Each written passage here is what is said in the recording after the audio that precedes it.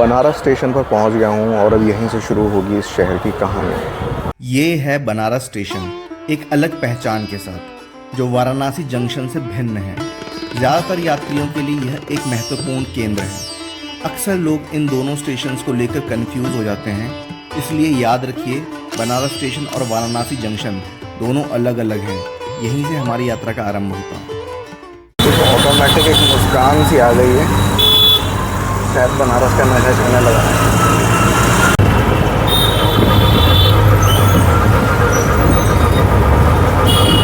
पहुँच गए मारवाड़ी सेवा संघ, यहाँ पे रुकने का इंतज़ाम किया गया है।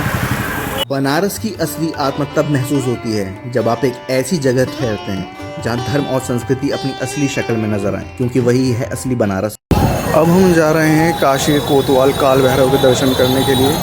काल भैरव का दर्शन काशी में सर्वप्रथम करना चाहिए।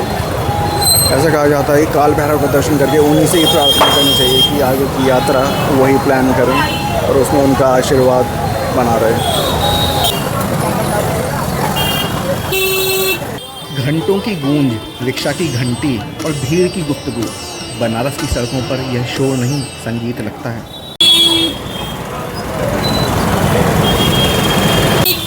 वैसे काशी की इन गुलाबी दीवारों को देख के, गुलाबी पेंट किए हुए पूरे बाज़ारों को देख के ऐसा लगता है कि इतना गुलाबी तो जयपुर शहर भी नहीं है, जिसे पिंक सिटी कहा जाता है।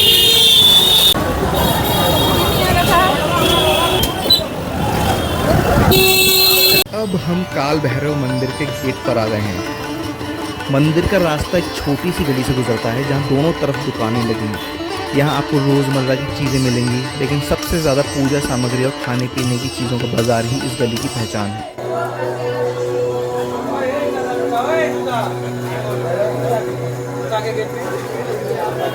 फिलहाल हम काल भैरव मंदिर के बाहर से ही दर्शन कर रहे हैं। गूगल और लोकल से जो टाइमिंग समय बताए गए थे, उनके हिसाब से मंदिर 1:30 से 2:30 बजे तक अंदर प्रवेश बंद रहता है, लेकिन यहाँ आकर पता चला मंदिर 1 से 3 बजे तक बाहर से ही दर्शन होंगे। तो दर्शन का प्लान बनाते वक्त इस बात का ध्यान ज़रूर रखें। अब हम जा रहे हैं काशी विश्वनाथ के दर्शन करने के लिए। काशी विश्वनाथ में कैमरा अलाउ नहीं है, तो इसकी वजह से ये अपना बैग और कैमरा, फ़ोन, ये सारी चीज़ें गली में ही एक नोन दुकानदार हैं, उनके यहाँ पे रख के आगे की यात्रा करेंगे। नहीं, हम दोनों भाई। अच्छा, आपका नाम क्या है? रोशन जायसवाल। रोशन जायसवाल। आपका नाम है राजेश जायसवाल। काल भैरव के बाद मेरा प्लान सीधा काशी विश्वनाथ मंदिर का था, लेकिन जहां मैंने अपना बैग रखा उन्होंने इटिनरी बदल दी और कहा कि पहले मानसिंह ऑब्जर्वेटरी देख लीजिए, जिसे जंतर मंतर ऑफ वाराणसी भी कहते हैं। इतना ही नहीं, उन्होंने अपने शॉप का एक लड़का भी मेरे साथ भेज दिया जो मुझे वहां तक ड्रॉप कराया। ये जंतर मंतर यानी मानसिंह ऑब्जर्वेटरी दशाश्वमेध घाट रोड पर बिल्कुल गंगा जी के तट पर स्थित है। यहाँ से सूर्य, चंद्र और ग्रहों की गतियों का अध्ययन किया जाता था, और अब फिर से प्रधानमंत्री मोदी जी, जो बनारस से सांसद भी हैं, के द्वारा इसका रेस्टोरेशन कराया गया है। यहाँ पर प्रोजेक्टर और झांकियों के माध्यम से बनारस के इतिहास और जीवन शैली को अनुभव करवाने का एक सुंदर प्रयास किया गया है। आप यहाँ बनारस के बुद्धा से संबंधित इतिहास और शहर की आत्मा को समझ सकते हैं, एक इंटरैक्टिव और एंगेजिंग तरीके से।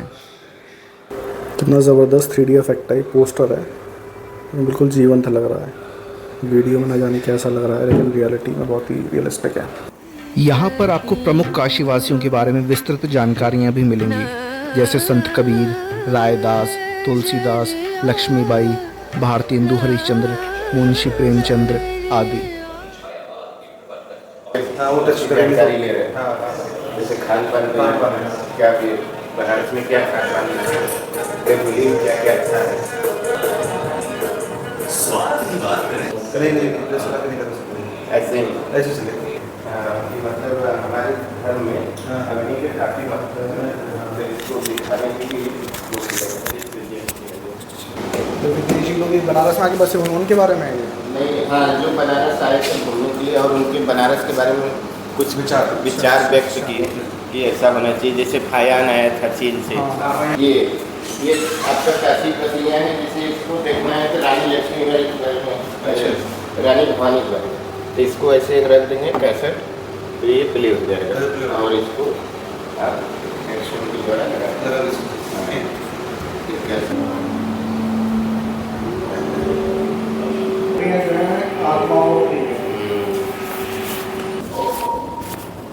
बहुत अच्छा बना है।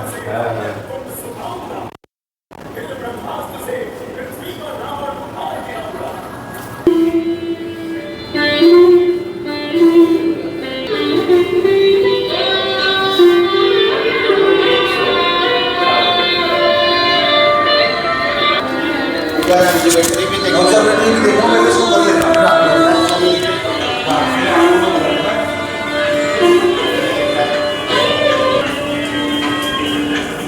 प्रोजेक्टर मूवीज और झांकियों के द्वारा बनारस की संस्कृति, जीवन शैली और इतिहास को समझने के बाद अब हम ऊपर चलते हैं ऑब्जर्वेटरी की तरफ। ये छत ऐसी जगह है जहाँ पर कभी धूप और परछाई मिलकर हमें समय बताया करती थी। ऊपर ऑब्जर्वेटरी में पहुंचकर महसूस हुआ कि यहाँ सारे उपकरण लगे तो हुए हैं, लेकिन उनके इस्तेमाल के बारे में कोई समझाने वाला नहीं था।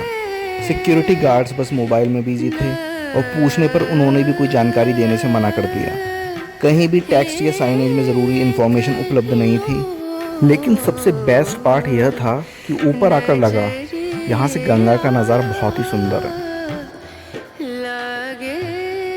बस इन यंत्रों को देखकर हम वापस नीचे की तरफ चल दिए, क्योंकि हॉल में अब गंगा अवतरण मूवी का टाइम हो गया था।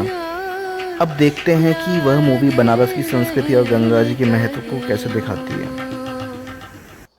फ्री के बराबर यहाँ का टिकट है, मात्र 20 रुपये से 25 रुपये तक का। जैसे जयपुर में ऑब्जर्वेटरी जंतर मंतर, वैसे ही राजा मान सिंह आमेर वालों ने यहाँ पर भी एक अपना महल बनवा रखा है और एक ऑब्जर्वेटरी है जिसमें ज्योतिषीय गणनाएं की जाती है। एक महलनुमा जगह है और यहाँ पे काशी के इतिहास के बारे में काफ़ी कुछ जानकारियाँ मिल जाती हैं। यहाँ पर एक लाइट एंड म्यूज़िक शो होता है जो अभी 4 बजे स्टार्ट होने वाला है, जिसका हम आधे घंटे से इंतज़ार कर रहे हैं। थोड़ी देर में light and music show start होगा। इसके काफ़ी अच्छे मैंने रिव्यूज़ देखे हैं, देखते हैं। लाइट एंड म्यूज़िक शो की ड्यूरेशन 16 मिनट की है और टाइमिंग यह है, तो जब भी आने का प्लान करना चाहिए तो इसी समय के आसपास करना चाहिए ताकि ये आप शो देख सकें।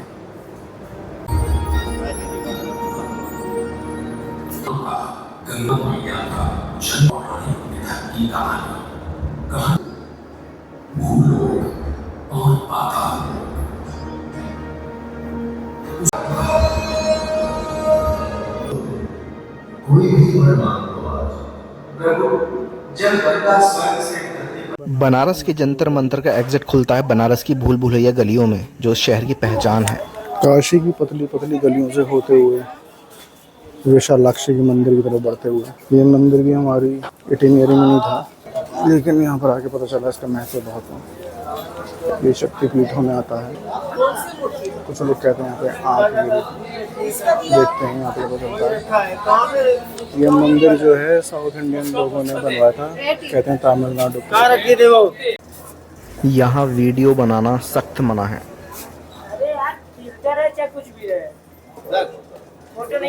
इन्हीं पतली गलियों से ही घिरा हुआ है न्यूली डेवलप्ड भव्य और विशाल काशी विश्वनाथ कॉरिडोर।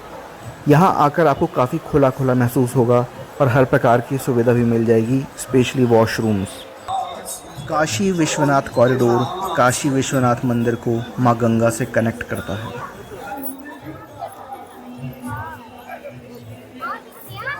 काशी विश्वनाथ कॉरिडोर से लगकर स्थित है नेपाली मंदिर, जिसे काठ वाला मंदिर भी कहा जाता है। इसका निर्माण लगभग 19वीं सदी में नेपाल के महाराजा ने करवाया था और इसका आर्किटेक्चर पूरा नेपाली स्टाइल में है। सारा मंदिर लकड़ी से बना है, जिस पर सुंदर कार्विंग की गई है। इस मंदिर को बनारस का पशुपतिनाथ मंदिर भी कहा जाता है, क्योंकि ये पशुपतिनाथ भगवान को समर्पित है। ये शांत और अनोखा मंदिर गंगा के किनारे बनारस की विविध धार्मिक और सांस्कृतिक परंपराओं का एक अद्भुत उदाहरण है।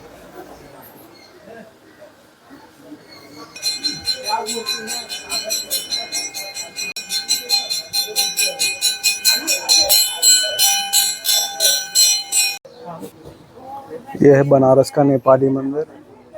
बहुत कम लोग जानते हैं। मैं बनारस 15-20 बार आ चुका हूँ, लेकिन इसके बारे में कभी ध्यान नहीं दे पाया मैं। नेपाली मंदिर, इसका पूरा आर्किटेक्चर जो है नेपाली आर्किटेक्चर है और यहाँ पे आके ऐसा ही अनुभव होता है जैसे बनारस में ही नेपाल आ गया हो। बहुत ही अद्भुत दर्शन है यहाँ के और बहुत ही अच्छा और बहुत ही आनंद लगा यहाँ पे आके।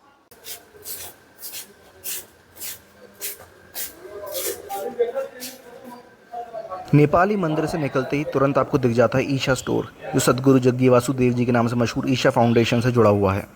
वापस हम कॉरिडोर में आ गए हैं। यहीं से काशी विश्वनाथ मंदिर के शिखर के दिव्य दर्शन हो जाते हैं। यहाँ से शिखर को देखने का एक अलौकिक अनुभव है, लेकिन ध्यान रहे, इस तरफ से मंदिर में प्रवेश की अनुमति नहीं है। यह रूट केवल मंदिर से बाहर निकलने के लिए ही बना है। लेकिन भक्तों के लिए यहाँ बड़ी एलईडी स्क्रीन्स लगाई गई हैं, जिन पर मंदिर के लाइव दर्शन अवश्य किए जा सकते हैं। यहाँ से हमारे कदम जिस ओर बढ़ रहे हैं वो जगह विश्व प्रसिद्ध है। हर कोई उसका नाम जानता है, उसके बारे में चर्चा करता है, लेकिन उस जगह पर जाना ज़्यादा लोग पसंद नहीं करते। और वो जगह है महाशमशान मणिकर्णिका घाट। ये वही स्थान है जहाँ प्राचीन काल से लगातार अंतिम संस्कार होते आ रहे हैं। कहा जाता है कि यहाँ शवाग्नि कभी बुझती नहीं है, सदैव जलती रहती है। इस घाट को काशी का आदि और अनंत सत्य माना जाता है। जीवन और मृत्यु दोनों एक साथ सामने नजर आते हैं। यहाँ आपको ऐसे साधक भी दिख जाते हैं जो शमशान की भस्म अपने शरीर पर लगाकर गले में मानव कपालों की माला पहनकर मगन होते हैं। जैसे ही आप मणिकर्णिका घाट के और करीब पहुँचते हैं, वहाँ की तस्वीर बदल जाती है। गलियों के बीच लकड़ियों के ऊंचे ढेर नजर आते हैं। उनकी खरीद करते हुए मृतक के परिवारजन और उनके बीच शांत लेटे हुए मृत शरीर।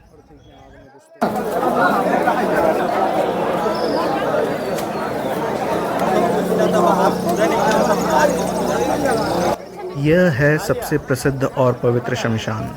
हर दिन यहाँ अनेक दाह संस्कार होते हैं। मणिकर्णिका इतनी पवित्र इसलिए है क्योंकि यहाँ क्रिमेशन से मृतक की आत्मा तुरंत मोक्ष के मार्ग पर चल पड़ती है, और ये बनारस के धार्मिक और आध्यात्मिक महत्व का एक गहरा प्रतीक है। और यहाँ जलती चिता की पीली लहरें जैसे जीवन और मृत्यु की कहानी सुनाती हैं। लकड़ियों के ढेर, शांत और गहरा माहौल, और गलियों से लगातार गुजरती हुई अर्थियाँ और उनके परिवार, सब मिलकर यह दृश्य जीवन और मृत्यु के गहरे संबंध को सामने लाते हैं। मणिकर्णिका घाट एक ऐसा स्थल है जो हमेशा जीवन और मृत्यु, धर्म और संस्कृति दोनों का प्रतीक बना रहता है, और हर एक को एक अलग ही आध्यात्मिक अनुभव देता है। अब आगे बढ़े हम एक ऐसी मंजिल की तरफ जहां पर हर कोई आना चाहता है, और वो है बनारस की मशहूर लस्सी। लेकिन आम लस्सी नहीं, हमने चुनी है वो दुकान जो हर फूड क्रिटिक और यूट्यूबर के ज़ुबान पर है, ब्लू लस्सी शॉप। ये ब्लू लस्सी शॉप स्थित है मणिकर्णिका घाट के पास कचौड़ी वाली गली में। कहते हैं यहाँ की लस्सी में कुछ खास बात है जो इसे इतना पॉपुलर बनाती है। तो चलिए आज हम खुद इसे अपनी कसौटी पर कसकर देखेंगे, क्या ये लस्सी वाकई अपने नाम के लायक है या फिर सिर्फ एक और हाइप। लीजिए, ये है ब्लू लस्सी शॉप। देखकर शायद आपको पहले नज़र में लगे ही ना कि ये इतनी मशहूर दुकान है। दुकान का लुक काफ़ी सिंपल और लो मेंटेनेंस है, एकदम एक आम सी लस्सी वाले जैसा। हो सकता है ये सिंप्लिसिटी ही इनकी पहचान हो। शायद इनका फोकस एम्बियंस पर नहीं बल्कि ग्राहकों को सस्ते में बेहतरीन लस्सी पहुंचाने पर। इस लस्सी शॉप पर दीवार पर लगी इतनी सारी पासपोर्ट साइज़ फ़ोटो देखकर पहले तो लगा कि शायद ये भी कोई रिचुअल है, जैसे असली टेस्ट एक्सपीरियंस करने के लिए अपनी तस्वीर चिपकानी ज़रूरी हो।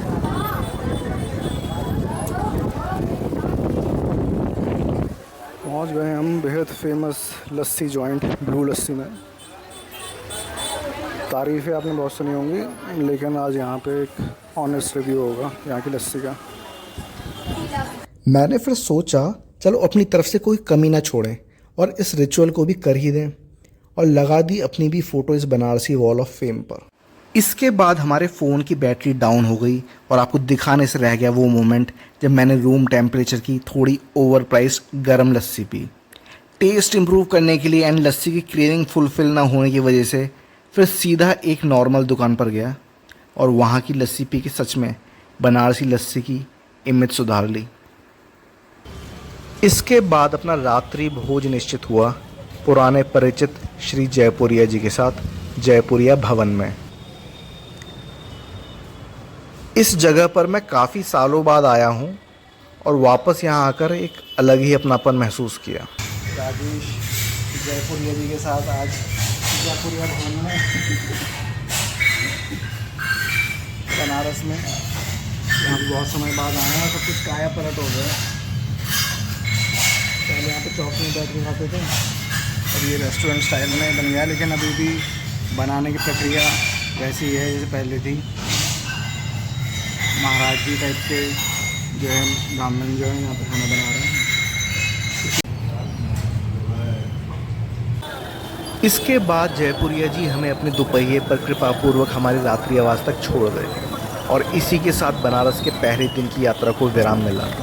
अब बस इंतज़ार है कल की सुबह का, जब एक नए दिन के साथ बनारस के नए रंग और रूप हमारे सामने खुलेंगे। आप इस यात्रा पर हमारा साथ देते रहें। फिर मिलते हैं।